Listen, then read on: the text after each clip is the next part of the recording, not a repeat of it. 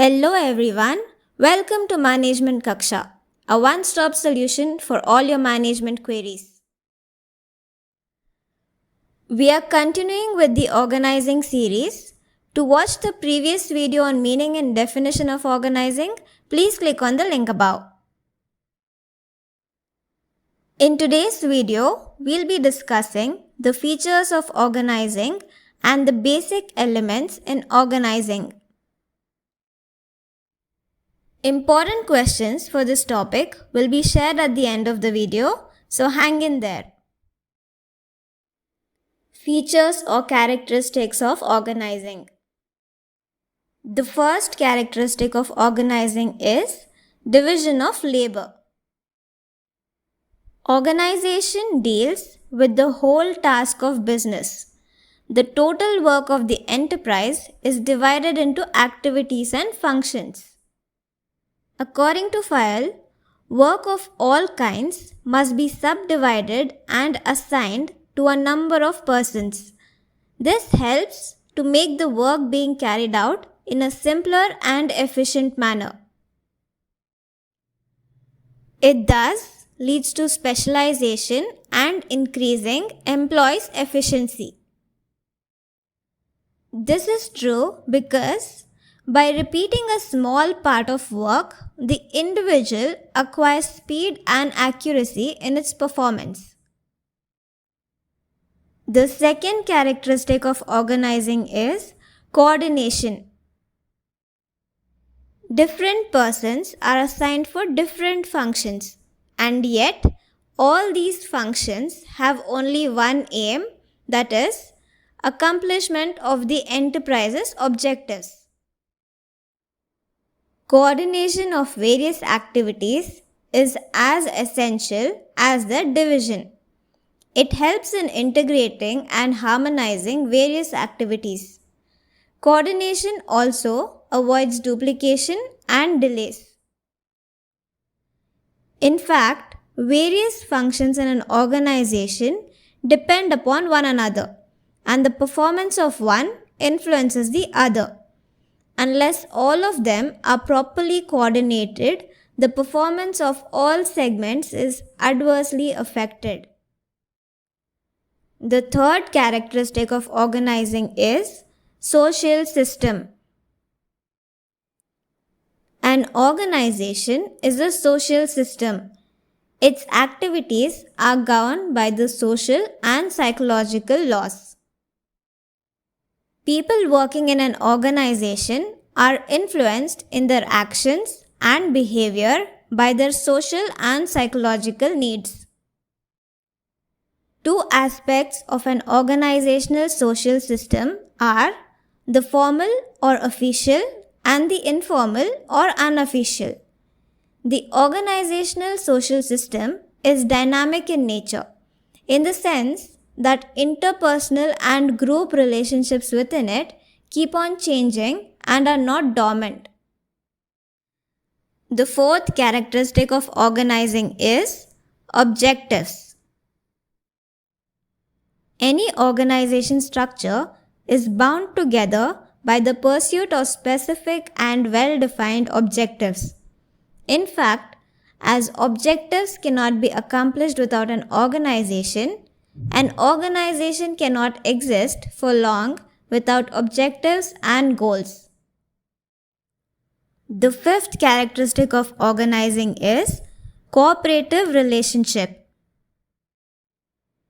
An organization ensures cooperative relationship among the members of the group. It cannot be constituted by one person. It requires at least two or more persons. Organization is a system which helps in creating meaningful relationships among people, both vertical and horizontal. The sixth characteristic of organizing is well-defined hierarchy. An organization consists of various positions arranged in a hierarchy with well-defined authority and responsibility relationship. Hierarchy of organization refers to the positioning of people from the highest level to the lowest rank in the organization. It also helps to define authority and responsibility attached to each position or person. The seventh characteristic of organizing is communication. Although every organization has its own channels and methods of communication, for success in management, effective communication is vital.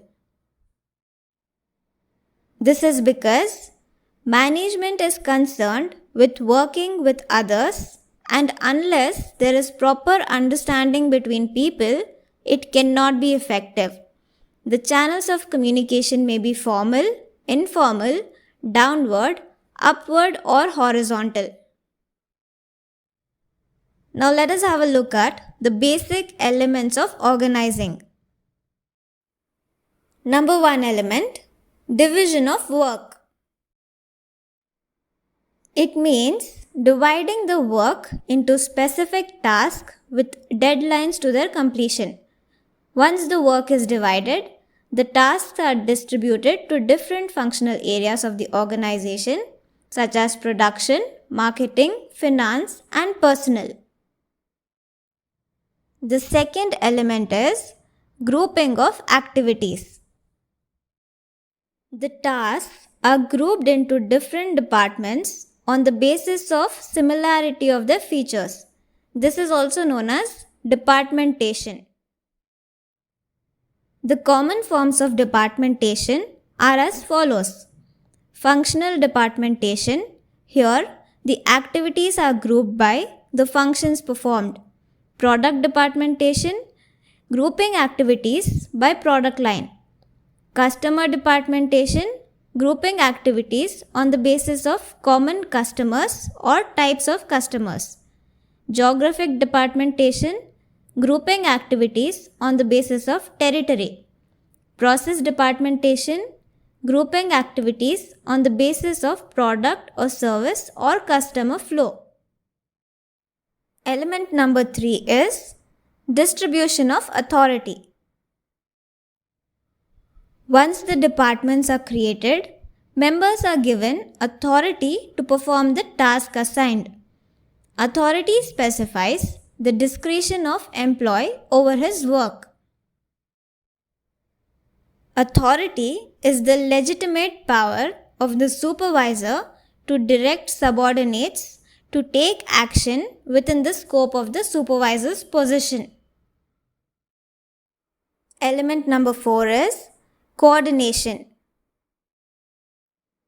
When people perform tasks assigned to them at different levels in different departments, it has to be ensured that the tasks are related to each other and aim at unified goals. This requires coordination amongst the tasks of all the organizational members. Coordination is the act of organizing, making different people or things work together for a goal or effort to fulfill desired goals in the organization. It is a managerial function that aims to adjust and interlink the activities of the business.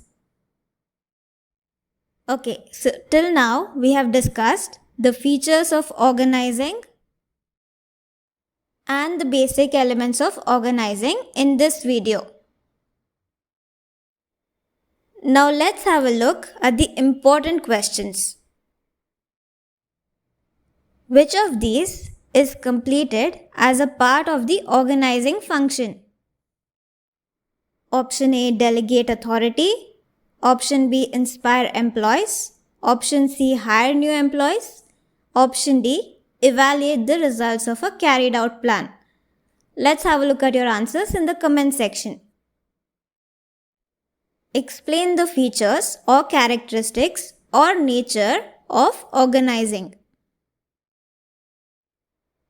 This would either be for a 7 or a 10 marks question, so explain accordingly. What is departmentation and explain the types of departmentation. You can also give examples for the types of departmentations. Explain the basic elements of organizing. Remember to always explain your answers according to the weightage of the question. For more exam related tips and tricks, check out the video above. In the next video, we will be discussing about the steps in organizing, so stay tuned. And don't forget to like, share and subscribe for more such content.